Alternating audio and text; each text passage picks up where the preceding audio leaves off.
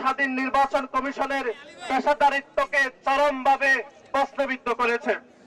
আমাদের এই অবস্থান কর্মসূচির দ্বিতীয় দফাটি হচ্ছে বিশেষ একটি রাজনৈতিক দলের চাপে শাহজালাল বিজ্ঞান প্রযুক্তি বিশ্ববিদ্যালয়ের বিষয়ে নির্বাচন কমিশন যে সিদ্ধান্ত নিয়েছিল, আমরা দেখেছি সেই একটি বিশেষ রাজনৈতিক গোষ্ঠীর চাপে নির্বাচন কমিশন সেই সিদ্ধান্ত থেকে সরে এসে একটি বিতর্কিত এবং নজিরবিহীন সিদ্ধান্ত গ্রহণ করেছে।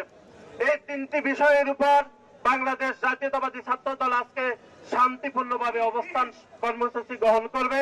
বিজলি কেবলসের স্ক্রিন কোটেড ইনসুলেশন আগুন প্রতিরোধী। বিজলি কেবলস, নিরাপদ আজীবন। আমরা আজকে একদম রাত অবধি বাংলাদেশ জাতীয়তাবাদী ছাত্রদল আজকের এই অবস্থান কর্মসূচি গ্রহণ করবে।